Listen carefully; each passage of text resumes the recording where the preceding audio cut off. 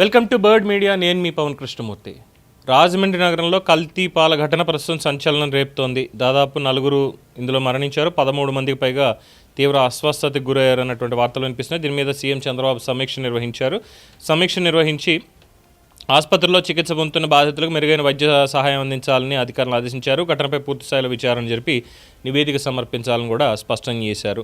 ఎక్కడెక్కడ జరిగింది ఏంటన్నది చూస్తే రాజమండ్రిలో చౌడేశ్వరి నగర్, స్వరూప్ నగర్, లాలా చెరువు ఈ ప్రాంతాల్లో కల్తీ పాలు సేవించడం వల్లే విషాదం చోటు చేసుకుంది అనేది వచ్చినటువంటి వార్త. ఎంతవరకు అందులో ఉంది అనేది కూడా ఇంకా దానికి సంబంధించినటువంటి వాస్తవాలు బయటికి రావాలి. ఇప్పటివరకు 4 మరణించగా 13 మంది ఆసుపత్రుల్లో చికిత్స పొందుతున్నారు. చాలామంది కిడ్నీలు పూర్తిగా పనిచేయకపోవడంతో దాన్ని అనూరియా అంటారు, కిడ్నీలు పూర్తిగా పనిచేయకపోవడాన్ని. దీంతో ప్రాథమికంగా వైద్యులు గుర్తించారు. దీంతో బాధపడుతున్నట్టు, చాలామంది పరిస్థితి విషమంగా ఉన్నట్టుగా కూడా సమాచారం. సో పాలు సరఫరా చేసిన కోరుకొండ మండలానికి చెందిన గణేష్ అనే విక్రేతను అదుపులోకి తీసుకుని విచారిస్తున్నారు. అధికారులు ప్రభావిత ప్రాంతాల్లో సుమారు 106 కుటుంబాల మీద సర్వే చేపట్టారు. 75 మంది నుంచి రక్త మూత్ర నమూనాలతో పాటు పాల శాంపిళ్లను కూడా పరీక్షించడానికి సహకరించారు. విశాఖపట్నం ల్యాబ్కు పంపడం అయింది.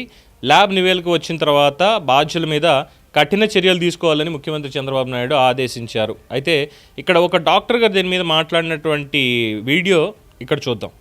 రాజమండ్రి ప్రజలకి భవ్య అపార్ట్మెంట్ చోడేశ్వరం లాలా చెరువు నుంచి ఆ చుట్టుపక్కల పరిసర ప్రాంతాల నుంచి సడన్ గా కిడ్నీ ఫెయిల్ అయి డయాలసిస్ కి వస్తున్నారు పేషెంట్స్. బాడీలో యాసిడ్ లెవెల్స్ కూడా ఎక్కువ ఉంటున్నాయి. రాజమండ్రిలో కిడ్నీ డాక్టర్లు అందరి దగ్గర కూడా 1-2 కేసులు తగులుతున్నాయి. సో దానికి కారణం ఏంటో తెలియదు. చెడు పాలు వల్ల, లేకపోతే అపార్ట్మెంట్ ట్యాంక్ లో వాటర్ క్లీన్ చేయకపోవడం వల్ల ప్రాబ్లమా, లేకపోతే కారణాలు ఏంటో అన్వేషించాలి. వాళ్ళకి ఒక రోజు జ్వరము, మిగతా లక్షణాలు విరోచనాలు ఏమీ లేకుండా కూడా 9 క్రియాటిన్ అలా వచ్చి డయాలసిస్ చేసిన తర్వాత కూడా యాసిడ్ లెవెల్స్ ఎక్కువ ఉంటున్నాయి. పేషెంట్ లో 2-3 వెంటిలేటర్ కూడా అవసరం పడింది. సో 3 కేసులు కాకినాడ జీజీహెచ్కి రెఫర్ అయ్యారు.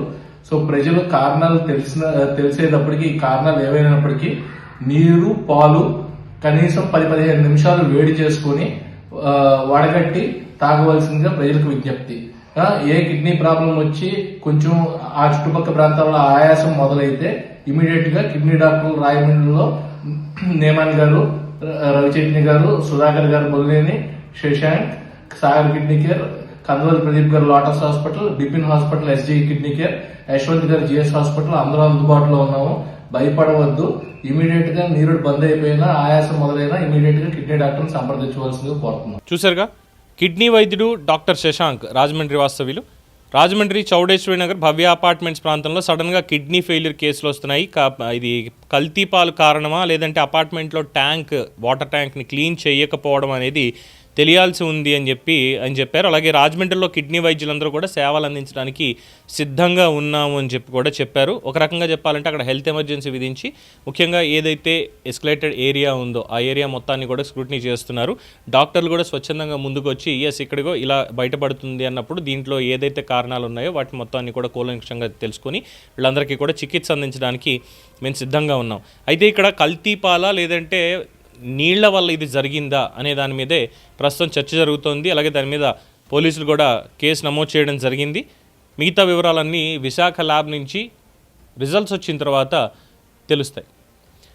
సో పాలు ఇంకా ఏదైనా సరే కల్తీ అన్న మాట వస్తుంది అంటే మనం ఎలా బతుకుతున్నాము అనేటువంటి దాని మీద అనుమానాలు వ్యక్తం చేసుకోవాలి తప్పితే ఏమీ లేదు. దానికంటే శుభ్రంగా ఏముందండి, గాలి పీల్చి బతికేద్దాం అనుకున్నా గాలి కూడా కల్తీ అయిపోతుంది, కలుషితం అయిపోయి. ఇంకా అంతకుమించి ఏం మాట్లాడుకుంటాం. సో ఇలాగా శవాల మీద పేలాలు ఎరుకునే వ్యాపారాలు చేసేవాళ్ళు కూడా ఉంటారు.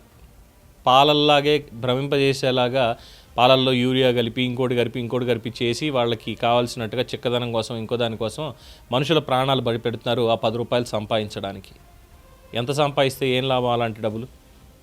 మనుషుల ప్రాణాల మీద వ్యాపారం చేసేటువంటి వాళ్ళు ఉంటే ఎంత, పోతే ఎంత? దీని మీద మీ అభిప్రాయం తెలియచేయండి. For more updates keep watching the bird media.